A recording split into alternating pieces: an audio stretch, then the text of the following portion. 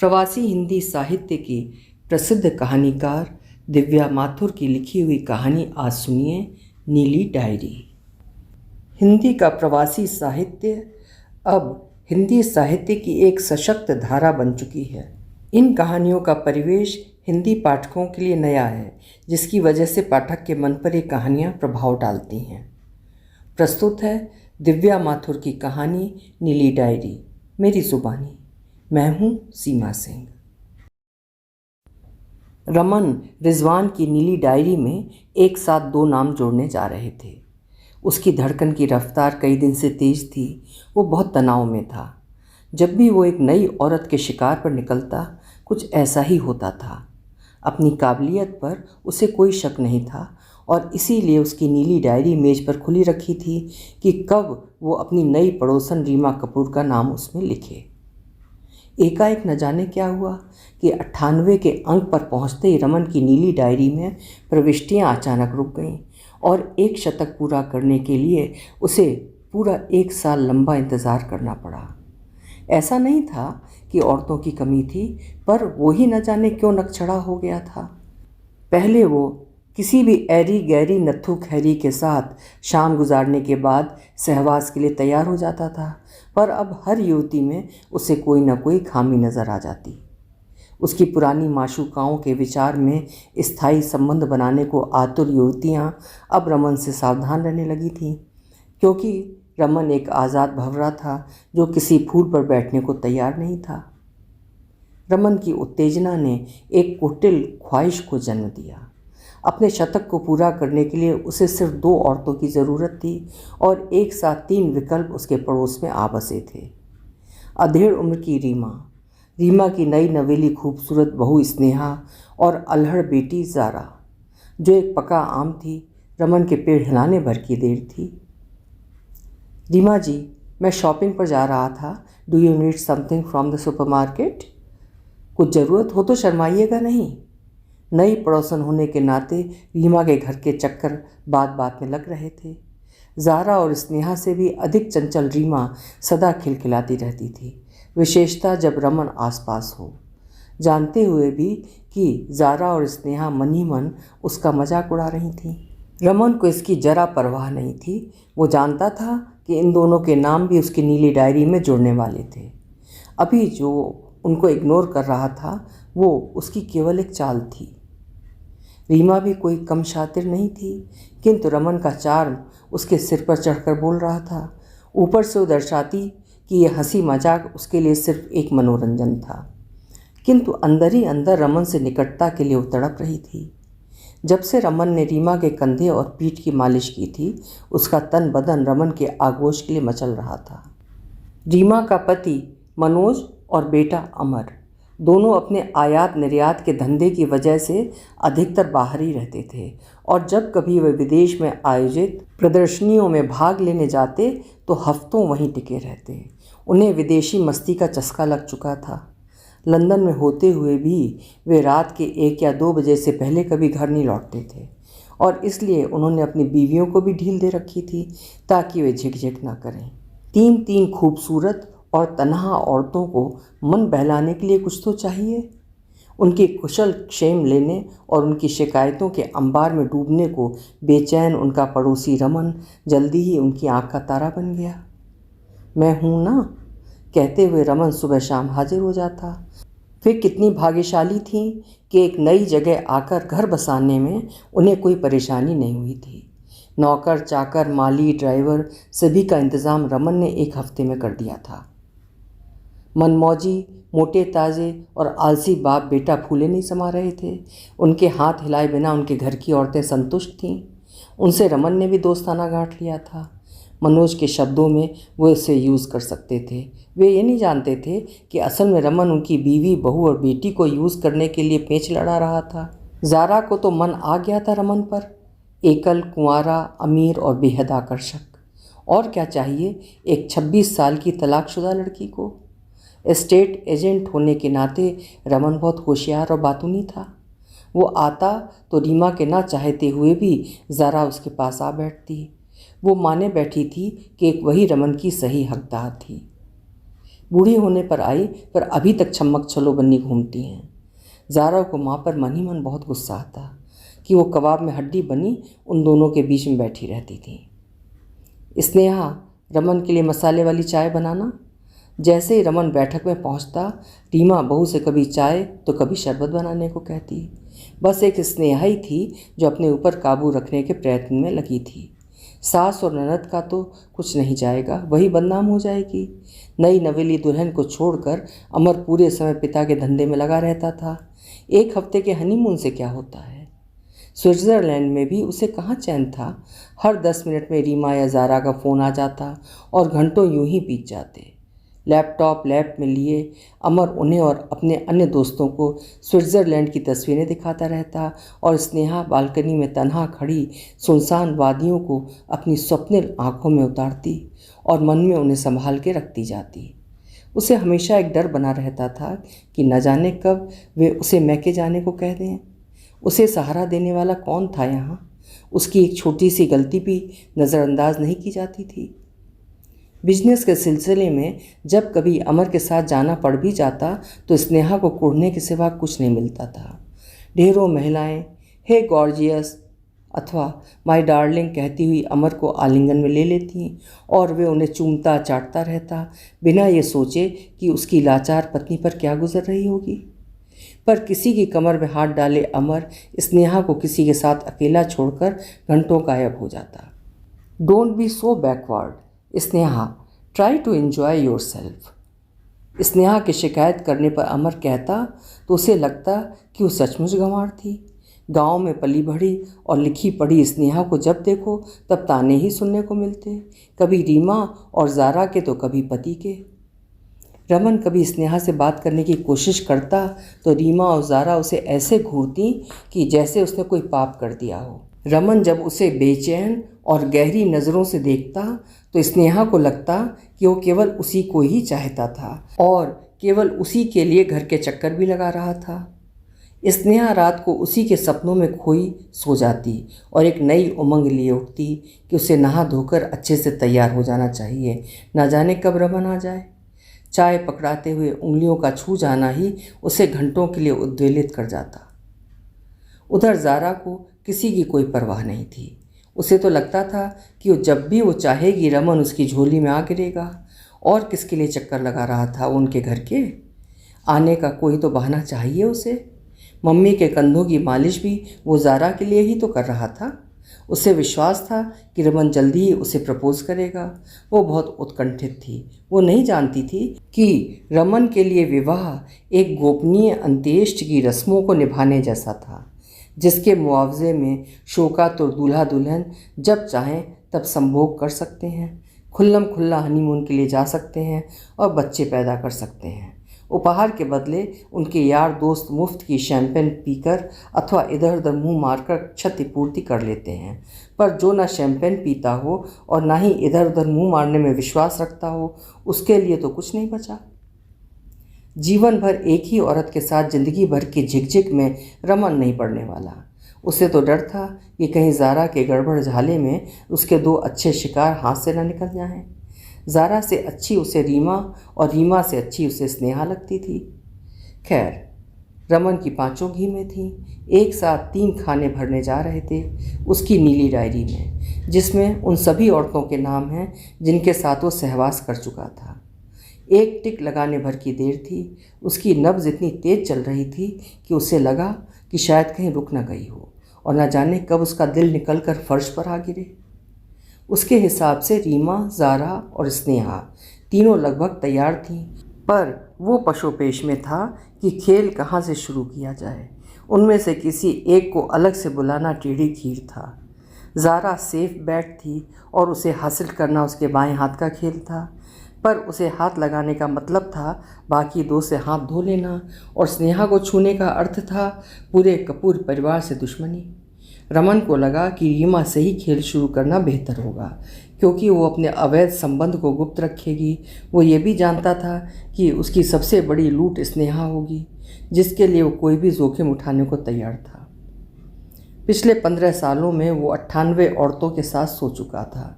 हालांकि उसका मन अब किसी हसीना को देखकर पहले की तरह मचलता नहीं था, पर उसे अपनी नीली डायरी के अधूरा छूट जाने की बहुत फिक्र थी। So could have been better या ज़्यादा से ज़्यादा गुड जैसी टिप्पणियों से भरी थी उसकी नीली डायरी के पन्ने। न जाने क्यों उसे विश्वास हो चला था कि स्नेहा के नाम के आगे ही उत्तम लिखा जाएगा। एक नज़र में ही वो जान गया था कि वो आम युवतियों में से नहीं थी। स्नेहा की अदम्य कामेच्छा को वो जैसे साफ देख सकता था, पर वो ये भी जानता था कि एडम और ईव के सेब खा लेने के बाद कुछ भी सही नहीं रहेगा। अपने एक दोस्त के स्टैग पार्टी के लिए रमन को उस रोज़ मैनचेस्टर जाना था और यही एक बहाना लिए वो कपूर्स के यहाँ दोपहर को गया था, ये सोचकर कि शायद रीमा और ज़ारा सो रही होंगी और उसे स्नेहा से बात करने का मौका मिल जाएगा। Oh dear, what will we do without you? Reema की कमर बड़े अंदाज में झूली। दरवाजे की घंटी बजते हुए दौड़ी चली आई थी। Don't worry Reema ji, I am at your service 24/10। यहाँ से मैनचेस्टर केवल 4 घंटे की ही तो ड्राइव है। स्नेहा रसोई के दरवाजे के पीछे अधिछिपी खड़ी दिखी। I was only joking Raman. Raman के कंधे को प्यार से सहलाते हुए रीमा ने कहा। But Reema ji, I am serious. मेरा दिलो दिमाग तो यहीं रहेगा आप सबके साथ। सबके साथ कहकर रमन ने ज़ारा और स्नेहा को भी लपेट लिया। दोनों ने यही समझा कि ये संवाद रमन ने उन्हीं के लिए बोला था।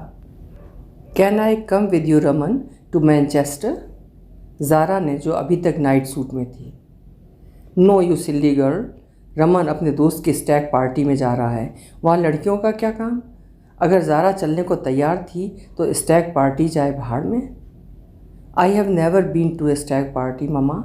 मैं अमर के कपड़े पहन के जा सकती हूँ, कांट आई? ज़ारा ने ठुनकते हुए कहा। इस बार जब मनोज जी और अमर विदेश जाएंगे तो मैं आप सबको मैनचेस्टर घुमाने ले जाऊंगा, रमन ने वादा किया। तभी सिर में दर्द लिए अमर घर लौट आया। उसे हरारत सी थी।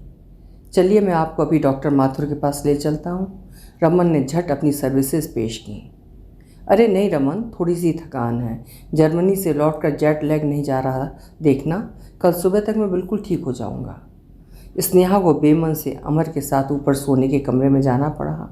उसके जाते ही रमन भी घर लौट आया, ये कहकर कि वो लंबी ड्राइव के पहले आराम करना चाहता था। घर वापस आकर रमन ख्याली पुलाव पका ही रहा था कि उसकी 2 पुरानी और स्थायी माशूकाएँ आ टपकीं। वो घबरा गया कि कहीं आयशा और टीना को रीमा या ज़ारा ने देख ना लिया हो। कुछ बकबका दिया तो रमन का बना बनाया खेल चौपट हो जाएगा। छोटे मोटे राज बांटने के लिए या फिर इश्क लड़ाने को जब उसे कोई नहीं मिलता तब ये दोनों ही काम आती थीं।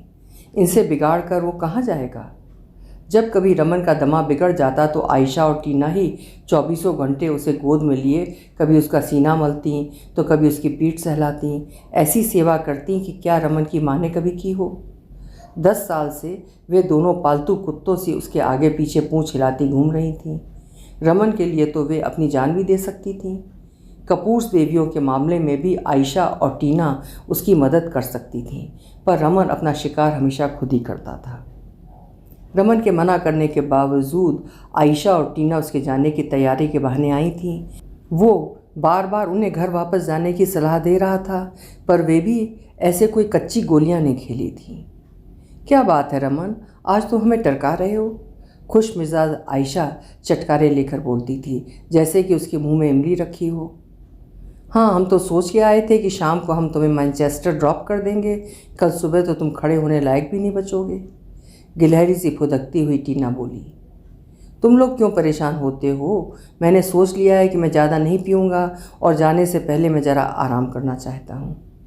तो हम कब रोक रही हैं? तुम करो आराम। हम लोग तो प्लान बनाकर आए थे कि तुम्हें स्टैग पार्टी में छोड़कर हम लोग बेबी आंटी के साथ फिल्म देखेंगे और बढ़िया खाना खाएंगे, फिर कल सुबह तुम्हें घर छोड़ते हुए निकल जाएंगे। How nice of you.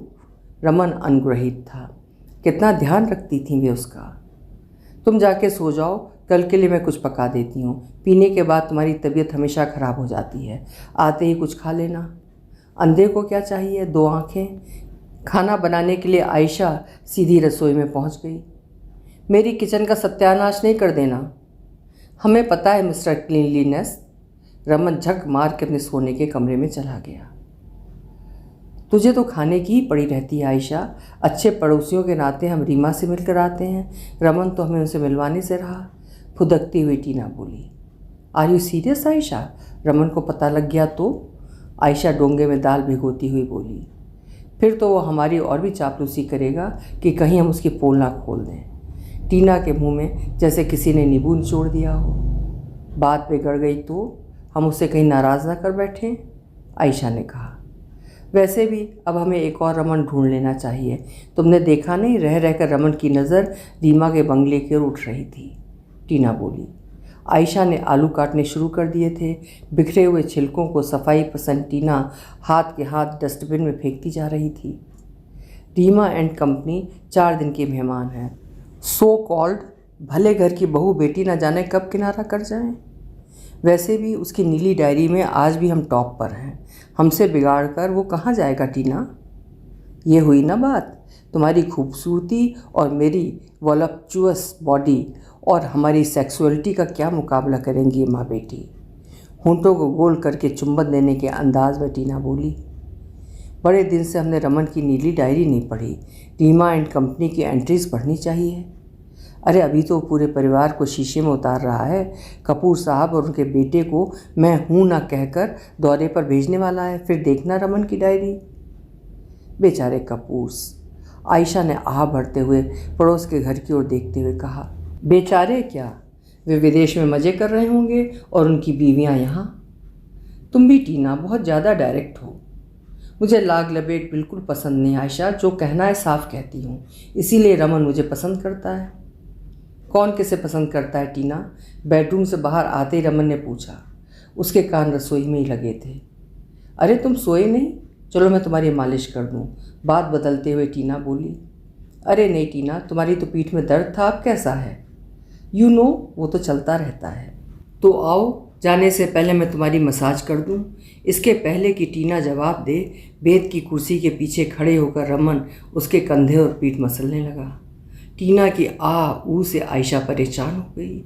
उसके हाथों में जादू था। उसे मालूम था कि कौन से नाजुक पॉइंट्स दबाने से शरीर में कहाँ कहाँ आग लग सकती थी। आयशा कब से तरस रही थी अपने शरीर पर रमन की उंगलियों की छुअन के लिए, और जब देखो तब वो टीना की मालिश करने लगता। टीना और आयशा को फिक्र थी कि रमन भला उनके महंगे शौक कब तक पूरा करता रहेगा।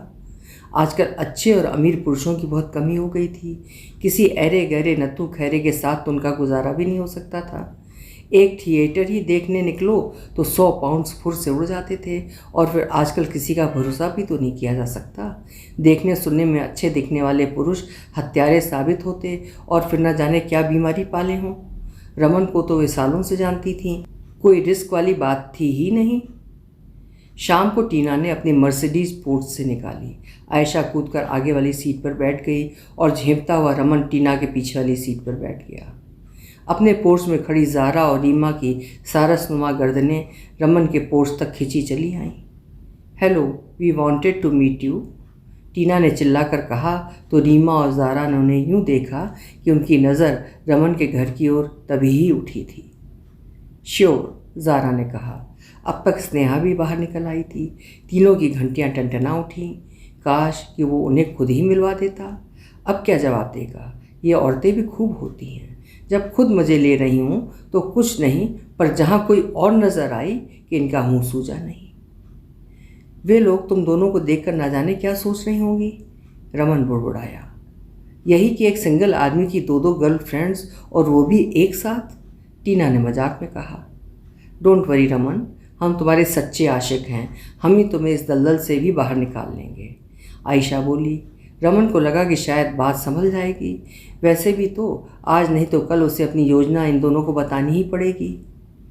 रमन, इन तीनों में से तुम्हें कौन सबसे ज़्यादा पसंद है? टीना ने पूछा। वो जो आखिर में छिपी खड़ी है, उसका नाम स्नेहा है, उनके घर की बहू। Good God, Raman are you mad? Tina और आयशा की आंखें आश्चर्य से फैल गईं। स्नेहा से दूरी रहना रमन, उसके हस्बैंड को पता लग गया ना तो तुम्हारा मर्डर करवा देगा, आयशा ने कहा। मैं कौन सा उसे भगा कर ले जा रहा हूँ? व्हाट अबाउट द बेटी? ज़ारा, वो तो पटी पटाई है, मैं ही उसे दूर रख रहा हूँ, डिवोर्स्ड है ना। उसके माँ बाप के दबाव में आकर कहीं मुझे उससे शादी ही ना करनी पड़ जाए, रमन ने कहा। रमन के आग्रह पर कपूर्स के फोर्स के ठीक सामने डीना ने कार रोक दी। ये दोनों मेरे कॉलेज में थीं, टीना और आयशा। रमन ने जल्दी से सफाई की।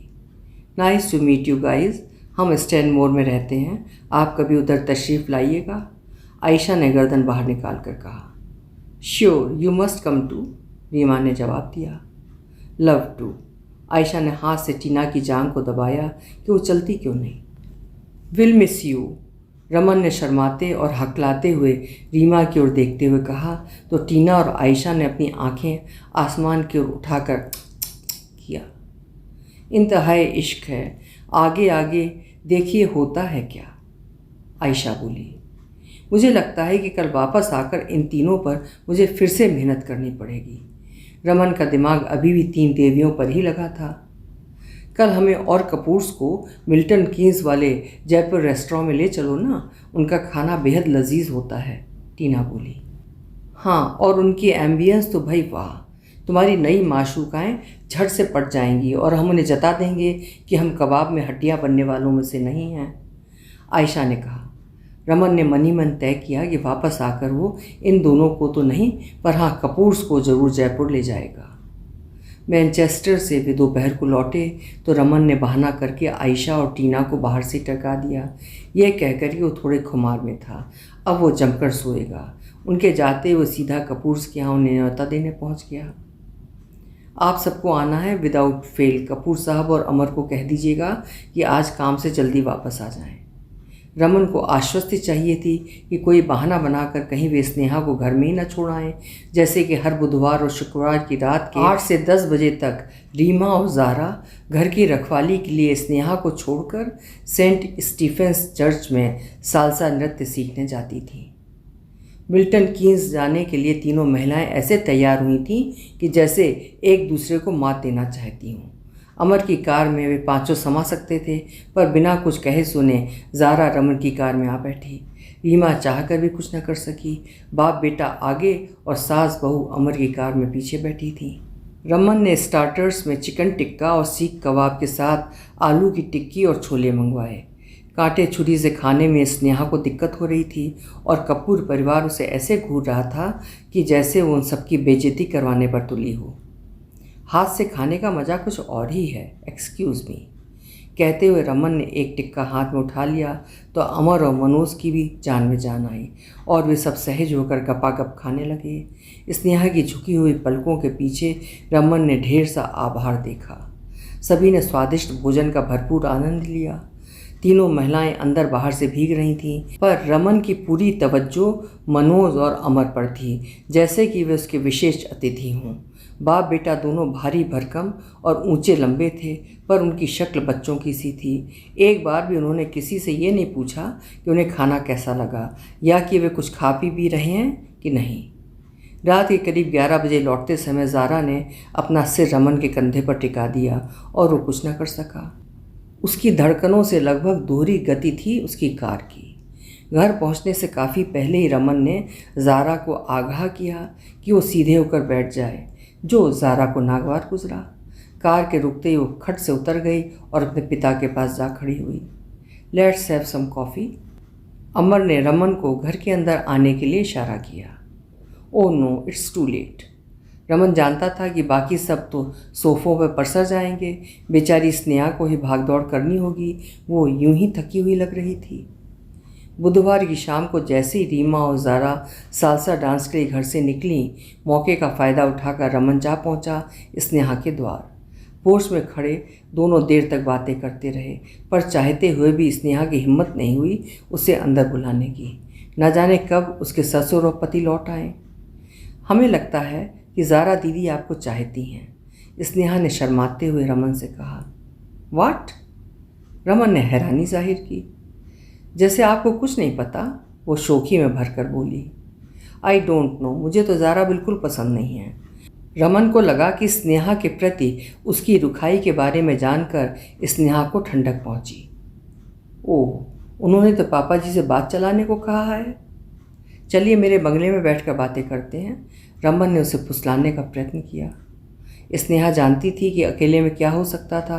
रमन को बहुत चाहने लगी थी, पर कोई गलत कदम उठाने को तैयार नहीं थी। इधर उधर की हाँक कर रमन झक मारकर घर वापस लौट गया। जैसा कि स्नेहा ने रमन को आगाह किया था, न्योता आ पहुंचा। शनिवार की दोपहर के भोजन पर कपूर्स ने रमन को आमंत्रित किया था। रमन ने बहाना बनाया कि सप्ताहांत पर उसके माँ और पिता आने वाले थे। फिर तो रीमा उसके पीछे ही पड़ गई कि वो उन्हें भी शाम को साथ लेकर आए। You can bring your girls friends too. Reema ने हंसते हुए रमन को ताना मारा। नहीं नहीं रीमा जी, प्लीज़ आप मुझे गलत नहीं समझिए, they are just old friends. अरे भाई, मजाक भी नहीं समझते? रीमा आंखें नचाते हुए बोली। We are not that orthodox Raman. भारी भरकम आवाज़ में जारा ज़ोर ज़ोर से हंसने लगी। उसके स्वरूप में शर्मो लिहाज का तो कोई नाम ही नहीं था। कपूर से मिलने के लिए रमन के माँ बाप भी बड़े उत्साहित थे। कुछ ज़्यादा ही खातिर हो रही थी उनकी। जारा ठीक रमन के नाक के नीचे इतराए चली जा रही थी। उसने आज लखनवी कुर्ता और चूड़ीदार पाजामा पहना हुआ था, जिसमें से उसे बदन की भद्दी सलवटें साफ झांक रही थीं। दुपट्टे का एक पल्ला उसके बाएं कंधे पर अटका था और दूसरा बेलौस फर्श पर लेथड़ रहा था। रीमा ने जब उसे दुपट्टा ठीक कर लेने को कहा तो उसने झल्ला कर दुपट्टे को उतार कर सोफे पर फेंक दिया। स्नेहा कहीं नज़र नहीं आ रही थी। कपूर साहब उसमें अपना भावी दामाद देख रहे थे। खाना स्वादिष्ट था, पर घबराहट में रमन से खाया नहीं जा रहा था। यदि उनमें से किसी ने शादी की बात चला दी तो क्या करेगा? रमन के माँ बाप अपनी खातिर तवज्जो से बड़े खुश थे। लंदन में भला कौन किसी के आगे पीछे घूमता है? सेंट एलम्बस में जहाँ हम रहते हैं, लोग इतने ड्राई हैं कि पूछिए नहीं, रमन की माँ ने कह ही दिया। सेंट एलम्बस तो बड़ी पौष जगह है, ज़ारा अपनी भद्दी आवाज़ में बोली तो रमन को लगा कि भैंस को जुकाम हो गया था। हाँ, it is a spectacular.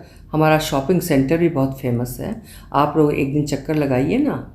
Raman के पिता ने उन्हें दावत दी, जो उन्होंने झट स्वीकार कर ली। बिना किसी औपचारिकता के न जाने कब कपूर परिवार के भारी भरकम एल्बम रमन की गोदी में रख दिए गए। माँ बाप को उठकर रमन के आसपास बैठना पड़ा। अमर और ज़ारा भी आकर उनके कंधों पर लद गए। एल्बम में वे अपने बचपन से लेकर अब तक के फ़ोटो दिखाने पर तुले थे।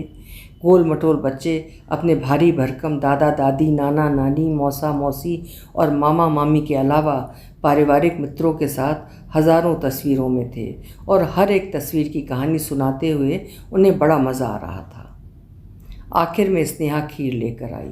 उसने हरे और सिंदूरी रंग की साड़ी पहन रखी थी। रमन को लगा कि उसका गुलाबी चेहरा कुछ पीला पड़ गया था और उसकी बड़ी बड़ी स्वप्निल आंखें उदास थीं। ज़ारा और रीमा के बस का तो कुछ नहीं था। स्नेहा ही शायद सुबह से एक टांग पर खड़ी थी। रमन को बहुत गुस्सा आया। चांदी की कटोरी पकड़ाते समय स्नेहा और रमन की उंगलियां छू गईं। दोनों को लगा कि जैसे उनके बदन में करंट दौड़ गया है। बेटी, तुम तो किचन में ही लगी रही, तुमने अभी तक खाया कि नहीं? माँ ने रमन के मन की बात पूछ ली। जी हाँ, वो साफ झूठ बोल गई। चांदी की कटोरियों में परोसी हुई खीर वो सबको देने लगी। जब तक वो रसोई में लौट कर नहीं गई, रीमा और ज़ारा की नज़रें स्नेहा का पीछा करती रहीं, जैसे स्नेहा से उन्हें खतरा हो। ये तो अच्छा हुआ कि उसका मोबाइल घनघना उठा, नहीं तो ज़ारा दो परिवारों के बीच अपने बेअदब और कामुक लतीफ़ों से सबका मनोरंजन करने चली थी। रमन जब भी उनके घर आता, ज़ारा उसे एक लतीफ़ा ज़रूर सुनाती और वो झेप कर रह जाता। फ़ोन पर भैंस की तरह रंबाती ज़ारा सबके दिलो दिमाग पर गाढ़ी धुंध सी छा गई। रीमा ने सबका ध्यान बटाना चाहा। लगता है कि खीर आपको अच्छी नहीं लगी? ज़ारा ने बनाई है, सुबह से रसोई में लगी थी, रीमा ने कहा। रमन का मन एकाएक उचट गया। अरे वाह, क्या स्वादिष्ट खीर बनाई है ज़ारा बेटी, तुम्हें तो इनाम मिलना चाहिए, माँ ने कहा, पर ज़ारा तो फ़ोन पर व्यस्त थी। रीमा ने इशारे से ज़ारा का ध्यान माँ की ओर दिलाया तो उसने अपना हाथ हिला भर दिया। पूरे 25 मिनटों के दौरान किसी से फ़ोन पर बड़ी बेहूदगी से बतियाती रही। उसके माँ बाप ने भी शायद कपूर के मन की बात ताड़ ली थी और वे रमन की ओर उत्सुकता से देख रहे थे। रमन को लगा कि उसकी तबीयत सचमुच खराब हो चली थी। उसके माथे पर पसीने चू रहे थे। क्या हुआ बेटा? माँ को चिंता हुई। पता नहीं, लगता है कि वायरल शुरू हो गया है, मेरा सिर बहुत दुख रहा है। रमन यकायक उठ के खड़ा हो गया। I don't want to give it to anyone here, please excuse me, कहता हुआ वो बिना पीछे देखे तेज़ी से बाहर निकल गया। थोड़ी देर में ही उसके माँ बाप के पीछे पीछे अमर और ज़ारा चले आए। Do you need any medicine और समथिंग? ज़ारा ने पूछा। नहीं नहीं, मैं पैरासीटामॉल लेकर सोने जा रहा हूँ, कल तक ठीक हो जाऊँगा। मुंह और नाक पर एक बड़ा सा टिश्यू लगाए रमन बोला। If you need anything just give us a tinkle, Amar ने कहा। रमन के मुंह से थैंक यू तक नहीं फूटा। पूरा इतवार कपूर्स की बातें करते ही निकल गया। कपूर्स तो हमारी ऐसे खातिर कर रहे थे जैसे तेरे साथ ज़ारा का ब्याह रचाना चाहते हों। माँ ने टोह लेनी चाहिए। चश्मे के ऊपर से आंखें निकाले पिता भी रमन का चेहरा ताकने लगे। ज़ारा तलाकशुदा है, रमन ने बात वहीं दबा देनी चाहिए। तभी रीमा अपनी तलाकशुदा लड़की को कहीं तेरे पीछे न लगा दे। कैसे बेशर्मी से देखे जा रही थी तुझे, मजाल है कि भाभी के परोसने में भी हेल्प कर दे, माँ ने कहा। होल्ड योर हॉर्सेस माँ, मुझे ज़ारा में कोई इंटरेस्ट नहीं है। शुक्र है भगवान का, बहू हो तो स्नेहा जैसी, कितनी खूबसूरत लग रही थी, माँ बोली। कोई अंदाज़ा नहीं लगा सकता कि रीमा जैसी स्मार्ट माँ और मनोज जैसे हंसमुख पिता की बेटी ऐसी रफियन होगी, पिता बोले। कैसी बनी ठनी बैठी थी रीमा, जैसे कहीं की महारानी हो, पिता की बात काटते हुए माँ ने कहा। रमन को अनमना देख कर वे जल्दी ही घर लौट गए। अपने मन से ही परेशान रमन को ये समझ नहीं आ रहा था कि वो क्या करे। आज तक कभी उसे ऐसी कशमकश से नहीं गुजरना पड़ा था। अभी तक ना जाने कितने यूरोपियंस और एशियन लड़कियों के साथ उसने रातें गुजारी थी। अगली सुबह ही तू कौन और मैं कौन वाला हिसाब होता था। अभी तो हाथ पकड़ने का भी मौका नहीं मिला था और रमन की हालत पतली थी। यह स्वीकार करने को बिल्कुल तैयार नहीं था कि वो स्नेहा को चाहने लगा था। दूसरी तरफ उसे जल्दी से जल्दी अपना शतक पूरा कर लेने की पड़ी थी। वो इतना विक्षुब्ध था कि ठीक से सो भी नहीं पा रहा था। 99 का नंबर ही मनहूस था। नीली डायरी के दिन शायद पूरे हो चले थे। बिस्तर में पड़ा रमन अभी इसी धेड़बुन में पड़ा था कि बेल बजी।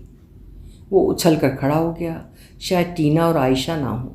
अपने सोने के कमरे में से झांका तो दरवाजे पर ज़ारा को खड़े पाया। उसे देखते ही ज़ारा अपना एक हाथ जोर जोर से हिलाने लगी कि वो नीचे आए। अपने को कोसता हुआ कि उसने खिड़की से क्यों झांका। रमन गाउन पहनकर बेमन से नीचे आया। मम्मी ने तुम्हारे लिए काढ़ा बना के दिया है। रमन के हाथ में एक गरम गरम मग पकड़ाते हुए ज़ारा सीधी बैठक में चली आई। वो अचकचाया सा दरवाजे पर ही खड़ा रह गया। इट्स नाइस, ज़ारा ने कमरे का मुआयना करते हुए कहा। You must stay away from. Raman की बात पूरा होने से पहले ज़ारा उससे लिपट गई। आई डोंट केयर, पूरे 2 दिन से मम्मी मुझे रोके बैठी थी। रमन के लिए वो सोफे पर आ डटी। Let me take a bath, I will join you in a sec. We can take bath together if you like. शर्म को ताक पर रखते हुए ज़ारा ने अपना प्रस्ताव रखा। रमन सोच रहा था कि उसे नीली डायरी के 99 खाने को पूरा करने का ये मौका हाथ से नहीं जाने देना चाहिए, पर न जाने क्यों उसके हाथ पांव शिथिल पड़ गए। बड़ी मुश्किल से अपने को छुड़ा कर वो खड़ा हो गया। What's wrong with you? Zara गुस्से में विफरने लगी। Nothing, I told you I am not well. You look perfectly well to me. वो फिर उसकी ओर बढ़ी। पीछे की ओर सरकते हुए रमन ने काढ़े के मग को मेज पर लुढ़का दिया। Oh my god, what a mess, कहता हुआ रसोई की ओर दौड़ा। Something is certainly wrong with you Raman. Zara ने रमन के गाउन की बेल्ट के नीचे की ओर आंखों से इशारा करते हुए बेहयाई से कहा। गेट आउट, गुस्से में वो चिल्लाया। Sorry, I didn't mean it. Zara एकदम ठंडी पड़ गई थी। घबरा के वो दरवाजे की ओर मुड़ी ही थी कि बेल बजी। ज़ारा ने दरवाज़ा खोला तो देखा रीमा खड़ी थी। वो उसके सीने से चिपक कर झूठ मूठ रोने लगी। What happened my darling? Rita ने रमन को देखते हुए ज़ारा से पूछा। He may be interested in you, कहती हुई बाहर भाग गई। Reema ji, I told her to stay away from me, but. Raman की बात पूरा होने से पहले ही रीमा ने कहा। तुम्हें कुछ एक्सप्लेन करने की ज़रूरत नहीं है Raman, I know Zara is a little arrogant. मैं फिर आऊँगी। रीमा ने कुछ इस तरह कहा कि जैसे रमन ज़ारा को नहीं खुद उसे चाहता था। बौखलाया हुआ रमन मातम पुरसी कर रहा था कि एक साथ 2 शिकार हाथ से निकल गए थे। Be patient Raman, for my sake. होठों पर अपनी उंगलियों को चूमकर रीमा ने रमन की ओर एक फ्लाइंग किस फेंका जो रमन को लपक लेना चाहिए था, पर वो सन्न खड़ा रह गया। रीमा एक ही वाक्य में वो न जाने कितना कुछ कह गई थी। मुड़ मुड़ कर पीछे देखते हुए रीमा इठलाती हुई बाहर निकल गई। वो सिर पकड़कर सोफे पर बैठ गया। रमन को लगा कि उसका कौमार्य भंग होने जा रहा हो। ये उसे क्या हो गया था? उसने मौके का फ़ायदा क्यों नहीं उठाया? क्यों वो राजी नहीं हुआ? शायद वो जान गया था कि इन तीनों में से एक को भी छोड़ने का मतलब था पूरे परिवार से दुश्मनी मोल लेना। नीली डायरी को उसे अब जला देना चाहिए। दीना मौका ढूंढ रही होगी वापस आने का। ना जाने क्यों माँ और बेटी दोनों के ही साथ हम बिस्तर होने के विचार से भी उसे वितृष्णा हो रही थी। उसी रात को रमन ने अपना सूटकेस भरे और सेंट अलेम्बस जा पहुंचा। उसके माँ बाप हैरान हो गए। वो पहले कभी उनके पास रहने नहीं आया था। अगले दिन टीना और आयशा आ धमकी, अभी 99 के चक्कर में ही अटके हो या? आयशा ने मजाक में पूछा। सचमुच ये नंबर तो बड़ा मनहूस निकला। खैर, मनहूस तो नहीं कहना चाहिए क्योंकि दो के ऑफ़र एक साथ आए, पर मुझे रिफ्यूज़ करना पड़ा। ओहो, तो ये बात है। पर तुम्हारे मजनू जैसी ये सूरत तो कुछ और ही कह रही है। तो स्नेहा के इंतज़ार में हो? टीना ने कहा तो रमन को लगा कि शायद वो उसके मन की बात कह रही थी। छोड़ो, उसकी बात करने से क्या फ़ायदा। हताश आवाज़ में बोला, don't worry, we will fix you with someone really nice. No thanks, मैं उन दोनों से छिपा बैठा हूँ। तुम दोनों मेरे घर गई थी क्या? हाँ, तुम्हें घर में न देखकर हमने सोचा कि तुम रीमा के घर पर ही मिलोगे। रीमा बड़ी बेरुखी से मिली। स्नेहा भी बीमार सी लग रही थी, टीना ने बताया। टीना और आयशा माँ से गप्पे मारकर चली गईं। रमन ने अपने मन को समझा लिया कि स्नेहा का इंतज़ार करना बेकार था और ये कि अब वापस कभी अपने घर नहीं जाएगा। अशांत, कुंठित और व्यथित रमन उधेड़-बुन में बीमार दिखने लगा था। ऐसा पहले कभी नहीं हुआ था। बेमन से वो अपनी एजेंसी में पहुंचा कि किसी तरह अपने को व्यस्त रखे। दोपहर को एकाएक उसे शीशे के बाहर रीमा दिखाई दी। वो जड़ हो गया। उसे एजेंसी का पता किसने दिया? इसके पहले कि रीमा अंदर कदम रखती, रमन ही उठकर बाहर आ गया।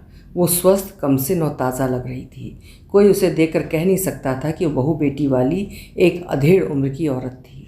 रमन का दिमाग जल्दी जल्दी काम करने लगा। वो क्यों आई थी? ज़ारा के लिए या खुद अपनी भूख मिटाने के लिए? कहीं अकेले में बात हो सकती है? रीमा ने मुस्कुराते हुए पूछा।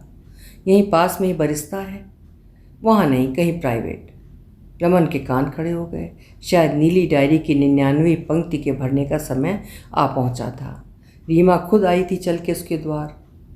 पूरे 8 महीने होने को आए और नीली डायरी में वो भी एक भी एंट्री नहीं भर सका था।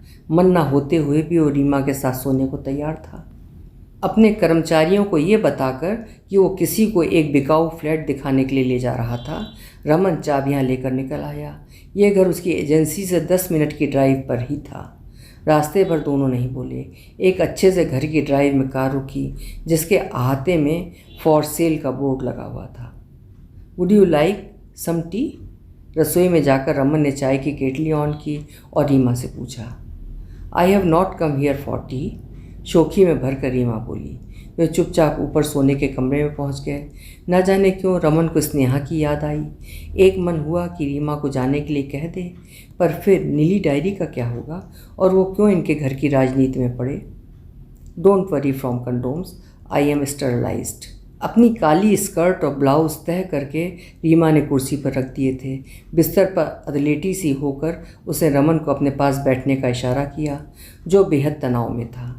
ज़मीन पर उतार फेंके कपड़ों की मौन मुखरता बिस्तर पर आ पसरी और उसने बदन पर सिरपेचे की बेल सी चढ़ने लगी।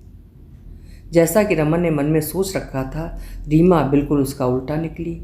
उसकी शोक अदाएं सिर्फ दिखाने भर की थीं। रमन के विचार में संभोग का अभिप्राय मनोरंजन और विश्राम था, किंतु वो बेहद तनावग्रस्त था। रीमा ने भी बिना किसी प्रेमाचार के जल्दी से जल्दी अपनी भूख मिटानी चाहिए थी, या फिर रीमा के पास भी एक डायरी होगी, लाल या गुलाबी, जिसमें वो रमन का नाम जोड़ने की जल्दी में थी। स्नेहा के प्रति उसका प्यार और निष्ठा उसे घर बसाने के लिए बाध्य कर रहे थे, पर रमन अपने को बांधना नहीं चाहता था और ना ही उसे अभी बच्चे चाहिए थे। I am sorry, it's such a long time. एक तरह से माफ़ी मांगती हुई रीमा ने झटपट कपड़े पहने और नीचे आ गई। नीली डायरी के अनुभव वाले खाने में रमन एक प्रविष्टि के लिए तैयार था। So when are you coming home? इस बात पर मनन करने के लिए रमन को सुकून चाहिए था, पर रीमा के मुंह की टोटी जो एक बार खुली तो बंद होने का नाम ही नहीं ले रही थी। अपराध भावना से ग्रसित रीमा बोले चली जा रही थी। पहला ही सत्र दुर्भाग्यपूर्ण रहा था। I don't know, it's kind of embarrassing for me. Forget Zara, तुम चाहो तो मैं यहीं आ जाया करूँगी। I will phone you, Raman ने झट से टोका। तुम तो अपना मोबाइल तक नहीं उठाते, वो शिकायती अंदाज में बोली। एक्चुअली मेरा मोबाइल घर पर ही छूट गया था, इस वीकेंड पर शायद आऊँ। रीमा को उसने जल्दी ही सेंट ओलंबस के बस स्टेशन पर छोड़ दिया। कार से उतरकर रीमा ने रमन के होंठों को बलात् चूम लिया। रमन ने फैसला किया कि वो ज़िंदगी में अब कभी रीमा से नहीं मिलेगा। एजेंसी में बैठा रमन सोच रहा था कि गोरियों से खुलेआम इश्क लड़ाने का मज़ा ही कुछ और था। संभोग के बाद तू कौन और मैं कौन, कोई दबाव नहीं, कोई झंझट नहीं, कोई एहसान नहीं, कोई उपकार नहीं, बस प्योर फन। इंडियन औरतों की तरह नहीं कि एक बार उनके साथ सो क्या लिए कि जीवन भर का टंटा पाल लिया। रमन को ये समझ नहीं आता कि कामसूत्र के देश में संभोग पर इतने बंधन क्यों, कैसे और कब लग गए, और शायद इसी वजह से यौन कुलेख और गंदी गालियों में निकलती है लोगों की कुंठा। रमन की नीली डायरी में अभी तक एक कुंवारी कन्या के स्वाद की प्रविष्टि नहीं थी। एक जर्मन शोडेसी मिली तो थी, बेहद खूबसूरत और स्मार्ट। ये पहली बार था कि किसी लड़की को देखकर उसका मन बस में नहीं रहा था और झटपट से मान भी गई थी। I am still a virgin. प्रेमाचार को उद्यत रमन के बदन में जैसे एक करंट लगा हो। रमन सिर पर पाँव रखे भाग लिया था। उसके दोस्तों ने उसे डरा रखा था कि वर्जिन्स बहुत मैसी होती हैं। हालांकि दिल्ली से आए रमन के भतीजे ने उसे एक बार बताया था कि भारत में तो एक वर्जिन के लिए आदमी ढेर सारा धन खर्चने को भी तैयार रहते हैं। उसका मज़ा ही कुछ और है। अब शायद उसे कभी मौका न मिले। नीली डायरी के दिन पूरे होने को आए, वो थक चुका था। फ़ोन पर रमन ने टीना और आयशा को खूब झाड़ा कि उन्होंने उसका पता उसे क्यों दिया। हम तो सोच रहे थे कि तुम खुश हो गए कि 99 के चक्कर से निकल गए, आयशा ने कहा। हम तो तुमसे मिलने गए थे, घर के बाहर ही रीमा मिल गई और बातों बातों में उसने हमसे तुम्हारा पता ले लिया, टीना ने सफाई दी। हम स्नेहा से भी मिले थे, उसके गाल पर नीले पीले निशान थे, आयशा ने बताया तो रमन के कान खड़े हो गए। हमने पूछा कि ये क्या हुआ तो चौकन्नी बिल्ली सी रीमा झट बीच में आकर बोली कि सीढ़ियों से गिर गई थी, टीना बोली। हमें तो लगता है रमन कि घर में उसे कोई पीटता है। क्यों टीना? हाँ, उसकी शक्ल देखी थी ना तुमने टीना, कैसी बीमार लग रही थी। तो मैं क्या करूँ, झुंझलाते हुए रमन बोला। सॉरी, हम तो सोच रहे थे कि तुम उसे चाहते हो। हमारा फ़र्ज़ था तुम्हें बताना, अब तुम्हारी मर्ज़ी। रीमा के साथ हम बिस्तर होने के बाद उसकी बहू के साथ चक्कर चलाना उसे वाजिब नहीं लगा, पर विरोधी पक्ष के हर एतराज़ को बड़ी सफाई और शर्मनाक तरफदारी से खारिज करता हुआ रमन स्नेहा से मिलने का अवसर ढूंढ रहा था। उसकी रातों की नींद हराम हो गई थी। ये सोचकर कि शायद 99 का नंबर उसके लिए लकी हो, रमन उसी शाम को वापस घर पहुंच गया। पहले तो उसने अपनी नीली डायरी में 98 नंबर के आगे रीमा का नाम लिखा और उसके अगले खाने में बदतरीन लिखकर जैसे उसने अपने मन की भड़ास निकाली। उसे विश्वास था कि बेहतरीन वाली प्रविष्टि केवल स्नेहा द्वारा पूरी होगी। रीमा तो स्नेहा के पैर के मैल के बराबर भी नहीं थी। उस दिन बुधवार था। रीमा और ज़ारा सालसा सीखने गई हुई थीं। डरते डरते उसने कपूर के घर की घंटी बजाई कि कहीं बाप या बेटा दोनों में से कोई घर ना आ गया हो। स्नेहा ने दरवाज़ा खोला। रमन को देखकर वो घबरा गई। Are you all right? Raman ने पूछा तो स्नेहा का हाथ स्वतः अपने बाएं गाल पर चला गया। Who hit you? रमन ने गुस्से में पूछा। मैं सीढ़ियों से गिर गई थी। बुलशिट, इस देश में तुम्हें ये सब सहने की ज़रूरत नहीं है। मैं क्या करूं, इन्होंने मेरा पासपोर्ट छिपा रखा है। डुप्लीकेट पासपोर्ट बनने में सिर्फ 10 दिन लगते हैं। स्नेहा की आंखें खुशी से ऐसे चमक उठीं जैसे किसी गरीब बच्चे को टॉफ़ी मिल गई हो, और फिर यकायक बुझ गईं जैसे कि धुआं छोड़ती हुई मोमबत्ती। पासपोर्ट बन भी जाए तो मैं किस मुंह से घर लौटूंगी? आंसू उसके गालों पर यूँ ढुलके कि जैसे धूप में चॉकलेट बहने लगे। डर के मारे इधर उधर देख रही थी कि कहीं कोई देख ना रहा हो। तुम्हारे पास मोबाइल है? रमन ने पूछा। नहीं। तो ये अपने पास रखो, मैं इसकी साउंड बंद कर देता हूँ ताकि किसी को पता ना चले कि तुम्हारे पास मोबाइल है। ये देखो, मेरा नंबर टॉप पर ही है, तुम्हें सिर्फ कॉल का बटन दबाना है, ओके? रमन ने अपना पुराना मोबाइल उसको देते हुए कहा। नहीं, मैं अपने माँ बाबू को फ़ोन नहीं करूँगी, सिर्फ परेशान होने के अलावा वे कुछ नहीं कर पाएंगे। आप भी मेरे लिए परेशान ना हो, सब ठीक हो जाएगा। कैसे ठीक हो जाएगा? रमन के प्रश्न का उसने कोई जवाब नहीं दिया, पर उसने देखा कि स्नेहा के चेहरे पर एक कठोरता उतर आई थी। उसे लगा कि कहीं वो कुछ खतरनाक करने की न सोच रही हो। आप जाइए, किसी ने मुझे आपसे बातें करते देख लिया तो। डोंट वरी, यहाँ किसी को चुगलखोरी के लिए समय नहीं है। बगल वाली फ्रांसिस अपनी बैठक की खिड़की से पूरे मोहल्ले की खबर रखती है। ठीक है, मैं कल ही पासपोर्ट फॉर्म ले आऊँगा, तुम्हें जो याद हो भर देना, बाकी मैं देख लूँगा। बिना किसी जवाब दिए स्नेहा ने जल्दी से दरवाज़ा बंद कर लिया था। वापस घर पहुँचते ही रमन ने फ़ोन मिलाया। हेलो। दूसरी तरफ से एक बेहद घबराई हुई आवाज़ आई। डरने की कोई बात नहीं है, मोबाइल को होशियारी से छिपा दो और घर में जब कोई ना हो तो मुझे फ़ोन करना। किसी को पता लग गया तो? बी बोल्ड स्नेहा, डरने की कोई बात नहीं है, मैं हूँ ना, मुझ पर तुम्हें भरोसा है ना? आई प्रॉमिस तुम्हें कोई प्रॉब्लम नहीं होगी। आंखें बंद करके रमन आराम से सोफे पर लेट गया। आज वो बहुत खुश था। पति द्वारा स्नेहा के बदन का चाहे अतिक्रमण हुआ हो, दिलो दिमाग से वो अनछुई थी। उसे लगा कि जैसे जीवन भर वो स्नेहा के ही इंतज़ार में था। नीली डायरी में 100वीं और आखिरी प्रविष्टि पक्की थी और रमन ये भी जानता था कि इस बार की एंट्री बेहतरीन होगी। ज़ारा के घर लौटते ही बगल वाली फ्रांसिस ने, जो घर के बाहर ही खड़ी थी, उसे रमन के आने की खबर दे दी। उस शाम रीमा अपनी सहेलियों के साथ गप्पे मारती हुई पीछे ही रह गई थी।